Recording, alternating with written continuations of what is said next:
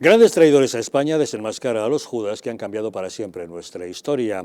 A través de sus páginas encontramos casos de personajes que a lo largo de los tiempos han actuado de manera perversa hasta el punto de convertirse en traidores, porque en España no solo hemos permitido que se olvide a nuestros héroes, también hemos tolerado que se acepte como cierta una falsa leyenda negra, y lo que es peor, hemos aceptado engaños que nos presentan a los más míseros personajes directamente, como si fueran paladines de la libertad y el honor.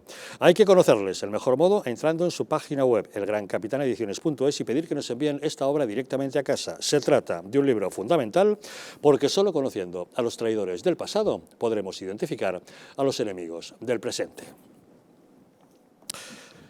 La revelación de los abusos sexuales sufridos por uno de los hijos de Juana Rivas mientras estaba a su cargo ha supuesto un varapalo para el gobierno, que acaba de conceder el indulto a esta mujer condenada por secuestrar a sus hijos.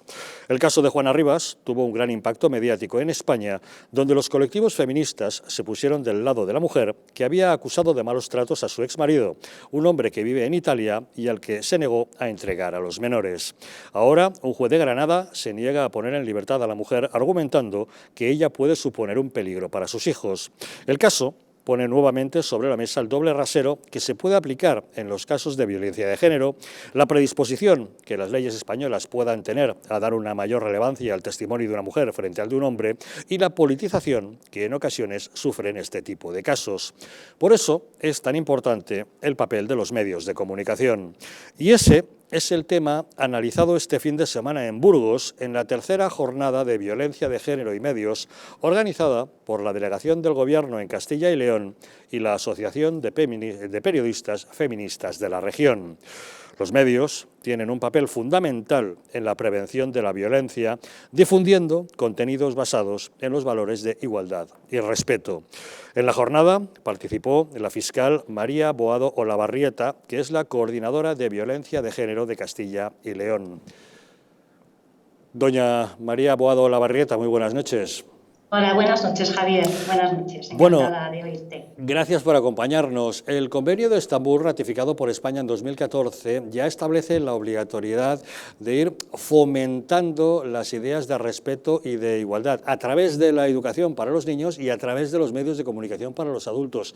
¿Cuál diría usted que es el papel que deben desempeñar los medios de comunicación en el asunto de la violencia de género? Bueno, pues el papel que deben desempeñar y que creo que van desempeñando, y además con éxito, aunque hay luces y sombras como en todo proceso de evolución y de aprendizaje, es el de formar conciencias libremente, efectivamente, y al mismo tiempo concienciar sobre el problema. El otro día en estas jornadas hablábamos del tema, hablábamos de lo que se había conseguido, y yo siempre me gusta dar datos positivos, Javier, porque todo no es negativo en esta materia. Y una de las cosas que se ha conseguido gracias en parte a la tarea de los medios de comunicación es que la sociedad española sea la sociedad europea más concienciada en materia de violencia de género y que esa concienciación se reparta además entre hombres y mujeres. Señora fiscal, el próximo 28 de diciembre se cumplen 17 años de la aprobación de la Ley de Protección Integral contra la Violencia de Género. ¿Qué balance podemos hacer de esta ley? Bueno, yo siempre he dicho que esa ley es una ley buena porque es una ley transversal, una ley que toca todos los palos para la defensa de la mujer contra la violencia de género. Se ha avanzado mucho, esta ley se ha completado con otras muchísimas leyes protectoras, como son las leyes que se han dictado posteriormente, últimamente dos, sobre protección del menor, o por ejemplo el Estatuto de la Víctima del Delito. Esa ley se ha ido, por lo tanto, ampliando con otra serie de leyes. Las leyes son buenas, siempre han ido mejorando, siempre han ido dando un marco de protección más amplia y, como siempre, yo lo que reivindico es la falta de medios. Es decir, como digo yo, desde yo que estoy en las trincheras de un juzgado de violencia sobre la mujer, la ley nos establece medios, pero muchos de esos medios todavía no están creados.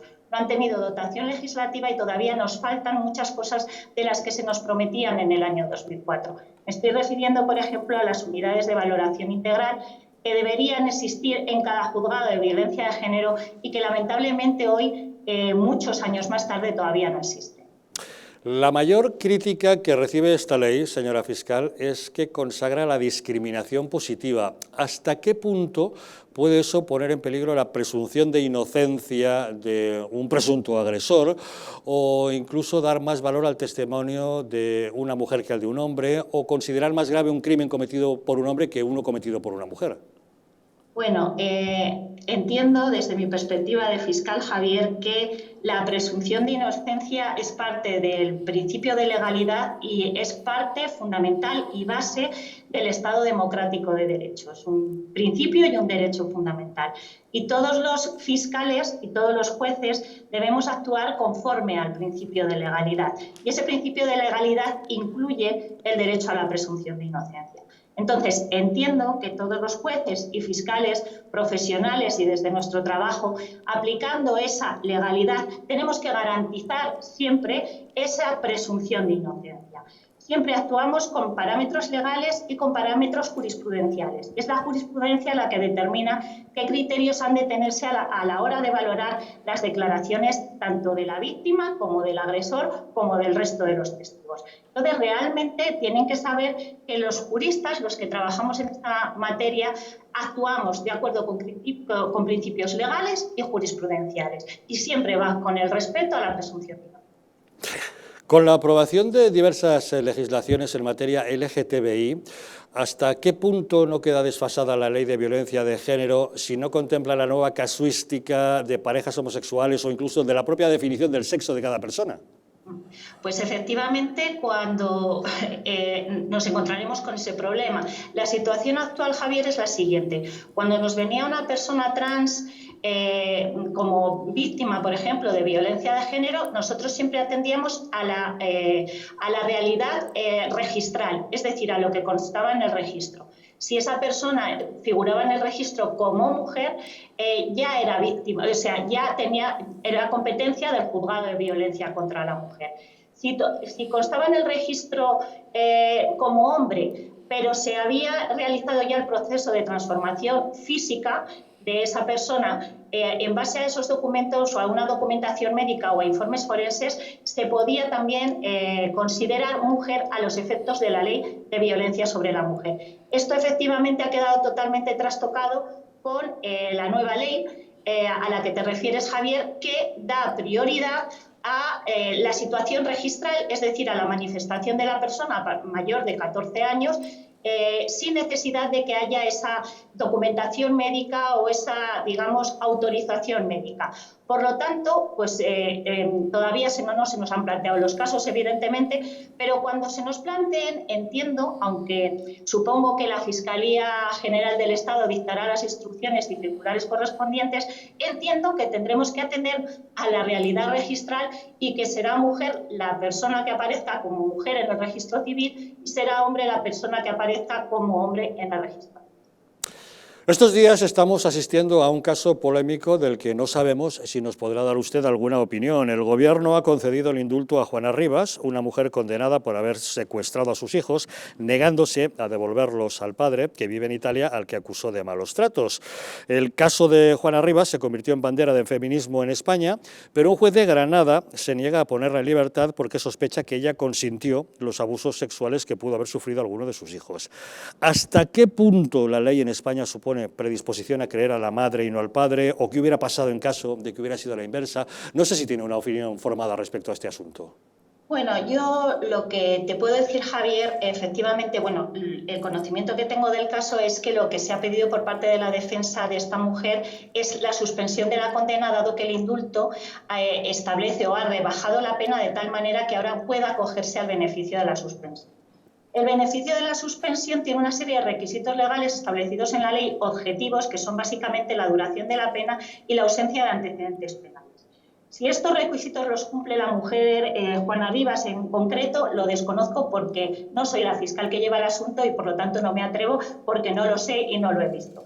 Pero al margen de que cumpliera estos requisitos objetivos, la ley establece que el penado, en este caso Juana, no tiene derecho a la suspensión de la pena. Es una facultad judicial y eso lo tiene que valorar el juez atendiendo a unas circunstancias que se recogerán en el auto que ha dictado ese juez y que yo no he leído porque te digo, Javier, que aunque hubiera llegado a mis manos ni tiempo tengo porque bastante tengo con leer los autos y las sentencias que competen a mis víctimas de violencia de género. género. En cualquier caso, entiendo que el fiscal que lleve el asunto actuará como entendemos que debemos hacerlo todos, liberándonos de la presión mediática, que la presión mediática a veces es muy fuerte, y liberándonos de esa presión mediática lo que tenemos que hacer es aplicar la ley. Y entonces valorará si los argumentos de ese juez son suficientes, están suficientemente motivados y no son arbitrarios. O si son arbitrarios. Y la forma que tenemos de criticar esas resoluciones es el recurso. Pero, como digo, está en manos de un fiscal que seguramente actuará conforme al principio de legalidad. Bien, pues un último detalle. Al margen de estos casos polémicos y mediáticos, ¿cómo definiría usted la situación en España por lo que respecta a los derechos e igualdad de la mujer con respecto al hombre? Bueno, pues mira, yo siempre digo, y lo decía el otro día a los medios de comunicación, y es una cosa que critico, que siempre se dice lo malo y no siempre se dice lo bueno. Yo creo que hay que insistir en lo bueno, ¿eh? Y lo bueno es lo que te decía antes, que España es uno de los países de Europa con menos violencia de género, es uno de los países más concienciados contra la violencia de género, tanto por hombres como por mujeres. Hay un nivel de concienciación social enorme. El 90% de la población española, según las últimas encuestas realizadas, está concienciado con el problema. Solo un 2% de la población no haría nada si supiera que existe o en su alrededor existe un caso de violencia de género. También hay otra encuesta que he leído hace poco que dice que España es el 5.º país del mundo mejor para nacer mujer. Esto no nos tiene que llevar a triunfalismos, Javier, porque los triunfalismos supondrían que no somos ambiciosos para solucionar el problema. Pero sí que hay que decir que se ha avanzado mucho y que, por supuesto, tenemos que seguir trabajando. Pero una de las cosas que reivindico yo a la prensa es que, junto con las noticias malas, se den las noticias buenas y se expliquen los avances y se expliquen los medios, que son muchos. Pues eso es justamente lo que hemos pretendido hacer hoy aquí. Doña María Boado Olavarrieta, fiscal coordinadora de violencia de género de Castilla y León, muchísimas gracias por habernos acompañado en Los Intocables. Un placer, Javier. Gracias, un saludo. Adiós. José Francisco, ¿cómo lo ve usted? Pues es que, a ver, yo no soy licenciado en Derecho ni me dedico al tema de pues eso, de todo lo que tiene que ver con las leyes y demás, pero a mí me surge una duda de lo que ha dicho aquí la fiscal, y es que ella ha dicho, o sea, la pregunta tuya de si la ley integral de violencia de género, contra la violencia de género, perdón, no atenta contra la presunción de inocencia, ella ha dicho que los fiscales siempre actúan de acuerdo a la ley y a la legalidad y a la jurisprudencia. Creo que ha dicho jurisprudencia. Entonces, claro, eso es un poco a mi modo de ver, y ella dice que en el ordenamiento jurídico español la presunción de inocencia está garantizada, y por lo tanto, pero efectivamente todo lo que hemos escuchado sobre esta ley es que ante ante el testimonio de una mujer la presunción de inocencia decae y en este caso el acusado, porque si fuese una acusación de una mujer contra una mujer no estaríamos hablando de este tema, ¿no? Que es un poco también lo que se ha dicho, ¿no? Que hay una serie de salvedades, ¿no? Sí, bueno, que las nuevas normativas LGTBI efectivamente no están adaptadas a esta ley integral de protección, puesto que no se contemplan esos cambios de sexo que contemplan estas nuevas legislaciones, ¿no? Entonces, claro, ahí yo, siendo lego en la materia, claro, yo veo una cierta contradicción. Si la ley es ley y por lo tanto es legislación, y por el otro lado tenemos la legislación dice que hay que tener en cuenta la presunción de inocencia, yo veo ahí un conflicto de intereses, ¿no? Y esto va, lo uno, con lo primero que ha dicho ella, y es que cree que la ley integral contra la violencia de género es una buena ley, pero que le faltan medios. Y yo no sé, yo creo que si una ley es buena, tiene que estar, quiero decir, tiene que verse los resultados, y los resultados no se están viendo. No sé, a mí me da la sensación de que la ley hace aguas en algunos aspectos. Este es uno de ellos, esta contradicción que yo la veo, que igual ahora me lo explica la fiscal y me dice, no, es que te falta este tema o te falta verlo de esta manera. Pero a mí, como ciudadano normal, veo una contradicción. Y por otra parte, si le faltan medios, entonces hay que hacer cambios en las políticas. Porque hay muchas campañas, hay campañas en prensa y en televisión todo el tiempo. ¿Por qué no se utiliza ese dinero para hacer esas unidades de peritaje que ha dicho ella? No sé, la ley y cómo se lleva a cabo la ley tiene que tener una coherencia en todas las acciones que haga el Ejecutivo, ¿no? Es decir, el Gobierno tiene que ser coherente a la hora de poner en marcha las leyes y lo que las acompaña, los reglamentos, las campañas publicitarias, etcétera, ¿no? Y aquí es donde yo veo que todo esto patina, ¿no? Porque hay muchas voces discordantes y al final lo que uno tiene la sensación es que no se está haciendo todo lo posible. Y hay una realidad, es decir, hay una serie de mujeres al año que son asesinadas por sus parejas. De esas mujeres que son asesinadas por sus parejas o que han recibido violencia, algunas o muchas son por varones contra las mujeres. Bueno, ¿por qué no intentamos que bajen esas cifras? Porque aquí lo que parece que se está haciendo es el ruido. Vamos a hacer mucho ruido para poder nosotros tener algo que decir y poder justificarnos, ¿no? Y a mí me da mucho coraje, porque yo creo que sí que es una realidad que no debería existir y que tendríamos que ir en contra de ella. Igual que tendríamos que ir en contra, como hemos dicho antes, de las personas que hacen falso testimonio, tendríamos que ir en contra de las personas que ejercen la violencia contra los más débiles, ¿no? En este caso, pues una mujer, o los niños, que has hablado antes de Juana Rivas, ¿no? Y me da la sensación de que no se hace lo posible. Y no sé, aparte de que, bueno, igual estoy diciendo una barbaridad con esto de que hay una contradicción, ¿no? Sí que la gente lo nota, o por lo menos es lo que está en la calle. Por eso se lo has preguntado tú, porque es una sensación que está en la calle, ¿no? Y no podemos tener leyes en la calle que den la sensación a la ciudadanía de que hacen distingos entre unos y otros. Pues a ver si lo aclaramos, señor letrado. Bueno, lo primero que hay que decir es que la presunción de inocencia es una garantía que tenemos todos los ciudadanos recogido en nuestra Constitución y del principio general del derecho, ¿no?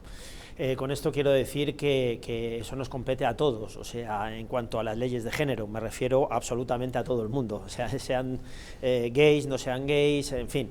Pero a lo que voy a la ley de violencia de género es que es cierto que ha existido una discriminación positiva en cuanto a su implementación, sobre todo al principio, ahora ya no tanto porque los jueces ya se han ido dando cuenta que es que era una aberración jurídica el hecho de que por el mero testimonio, sin la presentación de las consiguientes pruebas y sin la valoración posiblemente de otros requisitos que se podían dar, como puede ser el testimonio de la persona a la cual se le acusaba, directamente se le pusiera delante un tribunal, tuviera que pasar un fin de semana, tuviera que pasar varios días, ¿no? Esto es la realidad. O sea, cuando hablamos de la ley de violencia de género, tenemos que basarnos en la realidad, porque, en fin, el resto ya lo conocemos todos, porque la ley de violencia de género ha ido transformándose. ¿Cómo nos encontramos hoy en día? Evidentemente, condenar cualquier tipo de agresión referente al tema de la ley de violencia de género, eso que vaya por delante. Efectivamente, esa discriminación positiva ha existido, pero por medio de los jueces, que no por medio de la ley, por medio de los jueces se ha ido acotando muchísimo más, con los años que ya han pasado, parece mentira, con los años que han pasado y los testimonios que tenemos de mucha gente que sin mediar esa presunción de inocencia se ha visto alterada. Y esto es una realidad y una realidad objetiva. Esto es un mantra más que la izquierda ha querido utilizar para una discriminación positiva que, vuelvo a repetir, condeno la violencia contra cualquier tipo de género, pero no lo podemos convertir en una discriminación positiva que ha existido, en este momento ya existe más atenuado. Pero referente al tema de lo que ha ocurrido con el caso que con el tema de Juana Rivas. De Juana Rivas. Sí, ahora entramos en eso, simplemente. Vale, ahora entramos en después ello. de lo que acabas de explicar, mí, vaya por delante que los grandes profesionales, jueces y fiscales, han hecho una gran labor y, salvo esos casos mediáticos que saltan a la palestra por las incongruencias que puedan presentar, en la mayor parte de casos la gran labor que hacen jueces y fiscales está garantizando la aplicación de la ley en las condiciones de justicia más absoluta. ¿Usted qué opina? Pues yo opino, y yendo concretamente al caso de Juana Rivas, bueno, pues ya es otra muestra más de un gobierno que toma parte, ¿no?, en la vida judicial, que se olvida de la independencia judicial y por medio del instrumento del indulto, que está recogido en nuestra Constitución, pero abusa de él, ¿no?, para entrar a formar parte de y romper con la independencia judicial. A mí me asaltan muchas dudas, ¿no?, respecto a este caso, porque bueno, aquí en el caso de un indulto hay un ministro, ¿no?, el ministro del ramo, en este caso el ministro de Justicia, que es el que tiene que proponer al Consejo de Ministros ese indulto. Y se da por supuesto que ese ministro de Justicia tiene que conocer todos los pormenores de ese caso, ¿no?, del cual se va a indultar. Mi pregunta es, ¿conocía el Ministerio de Justicia del señor Sánchez de esos presuntos. Esas denuncias de malos tratos. Esos presuntos sí, abusos sexuales cuando el menor estaba en custodia de la madre. Y que fueron denunciados por el colegio, no por la madre. Y fueron denunciados por el colegio. Y me surgen más preguntas respecto a Juana Rivas, ¿no? ¿Por qué una vez que conoció esos presuntos abusos sexuales o esas dolencias, ¿no?, que el niño decía que tenía en el ano, una vez que conoció, ¿por qué no lo llevó al médico? ¿Por qué no lo denunció? Es más, ¿por qué pidió el abogado de Juana Rivas que se archivaran rápidamente? Porque no se encontraba o no había posibilidad de encontrar ese autor. ¿Por qué? O sea, yo como padre, o sea, me volcaría. Oye, han abusado de mi hijo, ¿por qué? ¿Por qué tiene que esconderlo? Esas son las dudas que está expresando el juez de Granada, claro. Sí, claro, ¿por qué el ministro oculta la verdad? O bueno, no creo que sea tan fanfarrón, que puede ser también, que todo lo hemos visto de este gobierno, que no conociera de toda la causa judicial, de todo lo que es el auto. Entrando de lleno en esto, es que hay una manipulación sistemática y constante de lo que ha sido el procedimiento y luego lo que ha sido la imagen de Juana Rivas. Es que es algo que llama la atención por parte de la izquierda, me refiero a esta manipulación constante, y además entiendo que hay hasta una manipulación jurídica. ¿Por qué? Porque es verdad que ese sobreseimiento parcial lo pedía Juana Rivas ya en el 2017 porque no quería que esto se supiera, estos abusos sexuales. ¿Por qué? Porque existen unos previos informes. Primero existe de por sí, que podríamos entrar a hablar de la ley del menor, que el niño ya declara directamente eso, con lo cual no se puede poner en duda. Directamente el colegio interviene y lo manda directamente al Instituto de Medicina Legal, que también certifica esos abusos sexuales, y a partir de ahí existen esos informes clínicos que llegan al juzgado directamente, en los cuales ya habla de lesiones de abuso sexual, con lo cual existe una agresión sexual, y nos iríamos a una agresión sexual de un menor, tendríamos que iríamos al tipo agravado, que es el artículo 183 de nuestro Código Penal, el apartado 3 y 4, que iríamos hasta 12 años, porque no nos iríamos al abreviado, puesto que existe. Pero ¿por qué muy bien existe todo esto? Precisamente por ese ocultamiento que ha querido hacer Juana Rivas y todo lo que el contubernio mediático en lo cual se ha apoyado para que no se conociera y ella tener el beneficio penitenciario de una libertad provisional. Entonces, claro, una libertad provisional en cuanto a ¿qué? A la suspensión de la pena, pero es que la suspensión de la pena está ya de por sí, como muy bien indica el juez de la Sala de Penal número 1, Manuel Piñar, lo indica precisamente su sentencia, y su sentencia es inequívoca. Hemos de desestimar con rotundidad la petición de sobreseimiento libre que solicita la madre del menor de todo el punto improcedente, no solo porque las conclusiones periciales del Instituto de Medicina Legal afirman que no se pueden destacar que es una agresión sexual del menor arriba, sino porque también se postula contraria al derecho. ¿Por qué? Porque esto precisamente habría que investigarlo, pero es que todavía llega a más. Es que lo que está repitiendo el señor Piñar, el juez de la Sala de lo Penal número 1, es que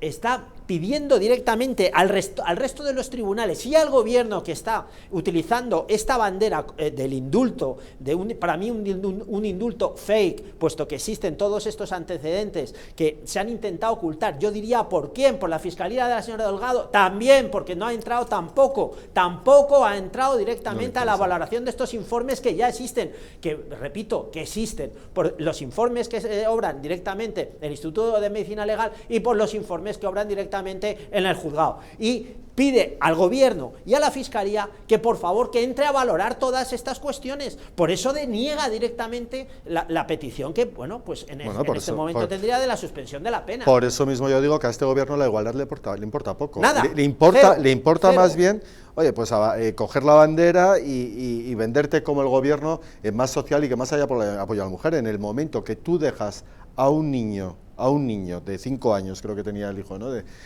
Cuando pasó esto, a un niño desatendido judicialmente, ¿qué vas a esperar de un gobierno? ¿A quién va a proteger un gobierno que no gobierne, que no proteja a un niño de 5 años? ¿A quién?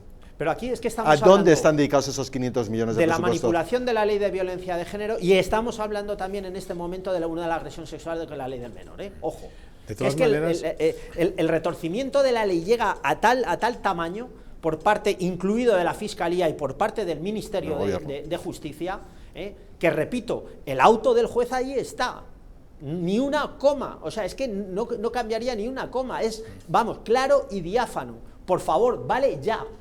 De todas maneras, es muy curioso la reacción de la sociedad ante estos hechos. Es decir, yo puedo entender que el gobierno intente ocultar o salvar los muebles de un indulto que ha dado y que a lo mejor ahora mismo, pues, pongamos que, como decía Juan, pues el ministro pues no se lo leyó. Bueno, pues debería estar en la calle, ese ministro debería estar en la calle. Pero para estar en la calle tiene que haber una reacción de la sociedad pidiendo que esté en la calle.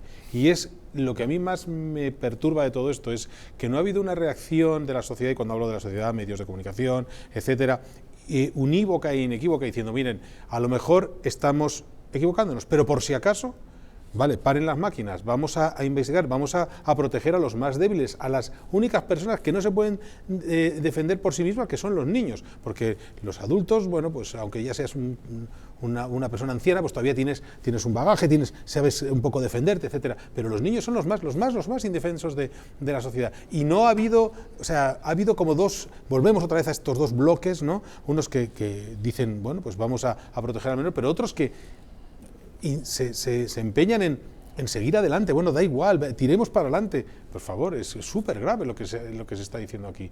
Y no sé, yo no sé si esto crearía un precedente o crearía jurisprudencia o yo qué sé, pero no sé, estamos dejando, pero son hechos tremendamente dolorosos y graves, pues sin juzgar. ¿Cómo podemos permitir Son eso? hechos dolorosos y graves, pero lo que me parece escandaloso políticamente hablando es que el gobierno tome partido en causas judiciales y lo haga, en el caso de Juana Rivas, con ministras hablando a favor de una persona al margen de un proceso judicial, o ministras hablando del caso Rocíito por las buenas, o un ministro que resulta que el famoso bulo del culo, el fake famoso del chico que fue teóricamente agredido por una horda de homófobos y que resultó que era de una fiesta privada las marcas que le habían hecho en las nalgas, y que el ministro del Interior intervenga, la politización y que la intervención de que miembros del gobierno tomen partido en causas judiciales al margen de lo que son los tribunales de justicia, me parece toman poco partido. Javier, pero yo estoy de acuerdo, completamente poco de acuerdo saneado democráticamente. Sí. Yo estoy completamente de acuerdo, pero lo que también tenemos que tener los ciudadanos en cuenta es que nosotros no tenemos una capacidad de acción y que nosotros no somos corderitos que nos llevan de un lado para otro, unos señores que mandan y nosotros ponemos a esos señores. Y entiendo que en este caso la izquierda española tendría que de alguna manera avergonzar o afear a estos políticos, al gobierno, etcétera, que vaya por esta línea. La única manera que tenemos los ciudadanos de afear la conducta a nuestros políticos es esperar a que se convoquen elecciones y con nuestro voto depositar nuestras mayores esperanzas en ello. Pero bueno, para eso parece que todavía falta. Vamos a hacer una pequeña pausa y volvemos de inmediato para decirles que la estación invernal de Navacerrada ha inaugurado hoy su temporada de esquí. Y ustedes me dirán, bueno, ¿y qué tiene de particular esa noticia? Pues tiene bastante significado, puesto que la estación de Navacerrada la quiere cerrar el gobierno de Pedro Sánchez. ¿Por qué? Para perjudicar a los madrileños en su obsesión contra Isabel Díaz Ayuso. Y causa eso perjuicio a los madrileños, al gobierno de la Comunidad de Madrid, pero también al gobierno de Castilla y León, porque la estación de Navacerrada tiene pistas que discurren por el municipio madrileño de Cercedilla, pero también por la provincia de Segovia. O sea que una pequeña pausa y les contamos qué es lo que encierra todo este asunto.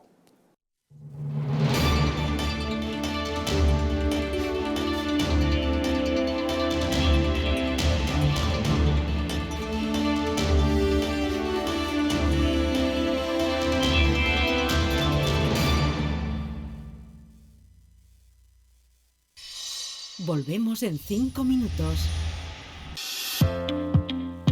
Una empresa de bioingeniería española llamada Bio, tras 8 años de investigación orientada a alargar la vida de las personas, ha creado una unidad de regeneración celular para usar en el hogar que está dando unos excelentes resultados.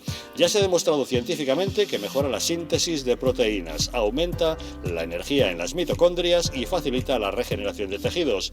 Eso puede cambiar la vida a miles de personas, pero en especial a aquellas con problemas de ronquidos, respiratorios o preocupadas por retrasar el envejecimiento. crecimiento y, lo más importante, sin efectos secundarios, ya que es física y no química. Si llama usted al 900-730-122, puede consultar su caso y le explicarán cómo la unidad de regeneración celular Bio le puede ayudar. Se sorprenderá.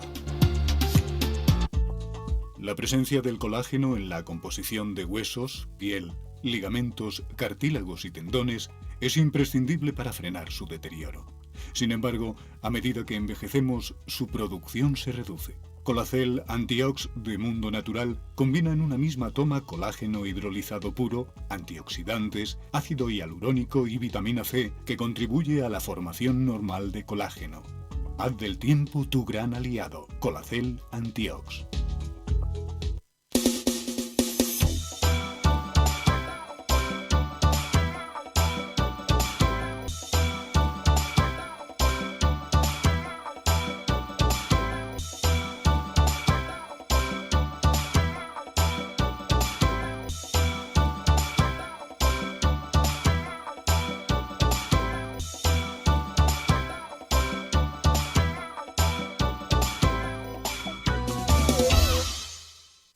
Un estilo de vida saludable, la dieta y el ejercicio físico ayudan a disminuir los niveles de colesterol. Divecol Forte de Mundo Natural contiene cardo mariano, coenzima Q10 y levadura de arroz rojo que aporta 10 miligramos de monacolina K que contribuye a mantener niveles normales de colesterol sanguíneo. Protege tu corazón, protege tu salud. Divecol Forte de Mundo Natural.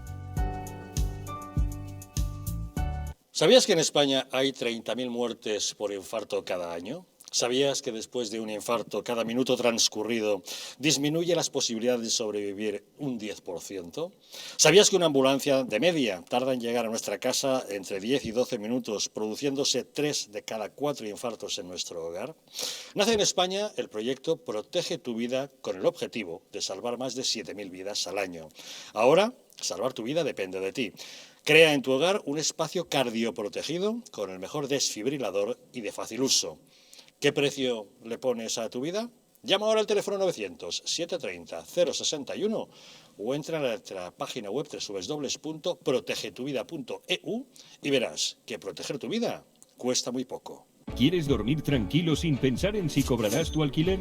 Con nuestro servicio de gestión integral podrás olvidarte de tus preocupaciones porque Arrenda se encarga de todo, pagándote el día 3 de cada mes sin excusas. Si tienes una vivienda alquilada o estás pensando en hacerlo, contáctanos. Arrenda, el alquiler seguro y garantizado.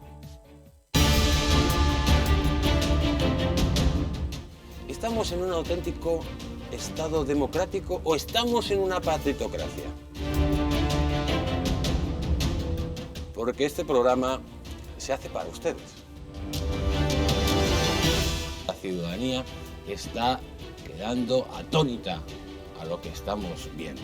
Vamos a ver cosas que nunca se imaginarían. Lo que ha pasado en España demuestra que Falconetti no es tonto. Que la democracia, ¿qué es lo que es, amigos? El imperio de la ley. Esta izquierda rancia lo que quieren es exterminar todo aquello que no piensan exactamente igual. El castigo va a ser terrible para todos los partidos.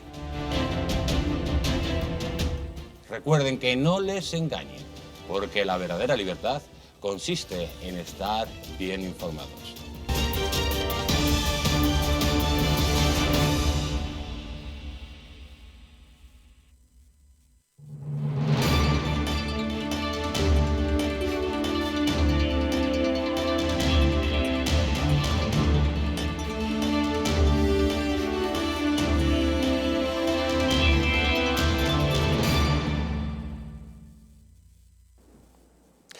¿Sabías que nuestro intestino aloja una estructura que...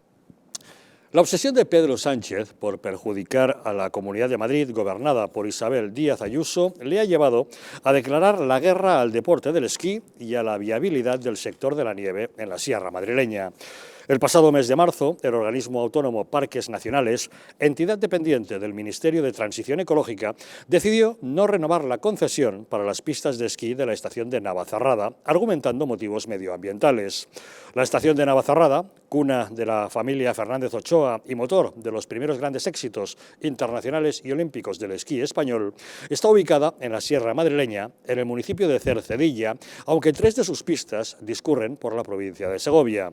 El gobierno de Sánchez exigía que fueran desmanteladas esas pistas segovianas de El Telégrafo, El Bosque y El Escaparate. La Junta de Castilla y León presentó un recurso contra esa decisión del Gobierno y el Tribunal Superior de Justicia de la región le dio la razón, denegando las medidas cautelares solicitadas por el Ejecutivo Central para impedir la práctica del esquí en la zona. La Asamblea de Madrid, gracias a los votos de PP y Vox, han aprobado solicitar la declaración como bien de interés cultural de la estación y la actividad del esquí como patrimonio inmaterial. El diputado del PP, Juan Antonio Peña Ochoa, señaló que el cierre de Navacerrada es injustificado y afecta no solo al deporte, sino también al turismo, al empleo, al medio ambiente y a la memoria histórica de la región. ¿Por qué no les escuchan? ¿Por qué no escuchan a los vecinos, a los visitantes, a los negocios de la zona? ¿Por qué no escuchan a los más de 500 trabajadores cuyos empleos están en juego? Y sobre todo, ¿por qué escuchan a RC y a Bildu en el Congreso de los Diputados y se ponen tapones en los oídos con Madrid y Castilla y León para hacer un proyecto de futuro para el puerto de Navacerrada? Diputado Juan Peña, hoy mismo la estación de Navacerrada ha inaugurado la temporada abriendo 2 pistas, El Escaparate y El Telégrafo, pero ¿en qué situación se encuentra la estación de Navacerrada? Pues justamente las pistas que quería cerrar el Gobierno, y es algo que los madrileños celebramos, que la concesionaria haya decidido abrir esas pistas. Pues ahora mismo, Javier, pues está en tierra de nadie. La concesionaria ha abierto por su cuenta y riesgo, esperando a que la Administración Central les conteste sobre una solicitud que hicieron para que les den 2 años de demora por los 2 años de COVID que no han podido abrir. Pero ¿por qué esa obsesión de Pedro Sánchez de perjudicar a los madrileños, ahora cerrando una de las estaciones emblemáticas de la Sierra Madrileña, cuna de los Fernández Ochoa y de más de 30 campeones de España de esquí? Bueno, es que es una estación además con más de un siglo de trayectoria. En 1907 ya empezaron nuestras primeras esquiadoras a deslizarse por esas laderas del puerto de Navacerrada, y como bien dices, Javier, pues bueno, pues es un nuevo ataque de Pedro Sánchez a Madrid, no a Isabel Díaz Ayuso, sino a Madrid y a los madrileños. Debe ser que a Pedro Sánchez no le ha gustado la mayoría tan arrolladora que tuvo Isabel Díaz Ayuso el 4 de mayo, y bueno, pues dice, voy a atacar ahora a los que esquían, ¿no? Voy a atacar a los 100.000 niños que en la última década han aprendido a esquiar allí, gracias a los programas formativos becados y subvencionados de la Comunidad de Madrid, gracias a los cuales estos niños han podido ver la nieve, tocar la nieve y aprender a esquiar. No lo entendemos, pero igual que ha pasado con el esquí, pasa con los toros, pasa con la escuela de tauromaquia del Batán y pasa con todo. Pero el Gobierno está argumentando una cuestión medioambiental, pero eso no es cierto, porque si fuera así le habría metido mano también a la estación de Cerler, que tiene una ampliación, y en cambio a las de Aragón no les está tocando, pero a la de Madrid sí. A la estación de Cerler y a 30 más, ¿no? Porque lo que argumenta el Gobierno en su informe a través del Ministerio de Transición Ecológica es que todas aquellas estaciones que estén por debajo de los 1.000 metros deben ser sometidas a estudio para su valoración de cierre, ¿no? Debería haber empezado, pues, haber cerrado 30 estaciones, ¿no? De España, de España están por debajo de los 2.000 metros, y sin embargo ha arremetido, cómo no, contra la cuna, contra su predilección, contra su obsesión, contra Madrid. Y bueno, pues no sé si has leído el informe, Javier, pero bueno, es de risa, ¿no? Aquí sí que existe un comité de expertos, pero es un informe manipulado y manipulador, porque omite, por ejemplo, que la estación de esquí del puerto de Navacerrada no se encuentra dentro del Parque Nacional de Guadarrama, omite que el plan de ordenación de recursos naturales de la Sierra de Guadarrama se garantizan los usos actuales del uso del esquí. Y también este mismo informe admite que hay 2 alternativas respecto a la estación. Una, o el cierre, otra la renovación de la concesión. ¿Por qué ha elegido el cierre? Es lo que no podemos entender, sobre todo cuando esto influye a los comercios, influye al turismo, influye a los 300 trabajadores directos de la estación y otros 500 indirectos, influye a lo que es la esencia del puerto de Navacerrada, que es el esquí. Bueno, pues si tan preocupado el señor Sánchez está por el medio ambiente, mire, yo soy vecino de Barajas. Yo tengo el Super Puma volando ida y vuelta todos los días varias veces. Yo creo que es más contaminante cualquier trayecto de ese Super Puma que los coches que puedan subir al puerto de Navacerrado, que además tienen un parque ilimitado. Y el puerto de Navacerrado además está limitado a un máximo, estando abiertas todas las pistas, de 500 esquiadores. Por tanto, no entendemos esta obsesión de Pedro Sánchez con volver a atacar a Madrid, todo lo que huela a Madrid, y todo con que los madrileños, pues no pudo durante la pandemia, que nos quedamos en casa, pues ahora no quiere que subamos a la sierra. Pues mire, señor Sánchez, vamos a seguir subiendo a la sierra a esquiar y los madrileños van a seguir disfrutando de su sierra. Bueno, ustedes en la Asamblea de Madrid están protegiendo la sierra de Navacerrada, sus vecinos de Castilla y León también lo están haciendo, y la justicia castellano-leonesa de momento les está dando margen para hacerlo. Nos ha dado la razón frente a un cierre cautelar que solicitó el Gobierno de la estación, que obviamente la justicia ha negado, y de lo cual nos podemos sentir muy orgullosos. Y nosotros lo que nos preguntamos, ¿por qué no hacemos un gran plan conjunto para la Sierra de Madrid, para el puerto de Navacerrada? ¿Por qué no nos sentamos todas las administraciones implicadas en este asunto? Junta de Castilla y León, Comunidad de Madrid y los ayuntamientos de Cercedilla, el ayuntamiento de la Granja de San Ildefonso también, ¿no? y el Ministerio de Transición Ecológica.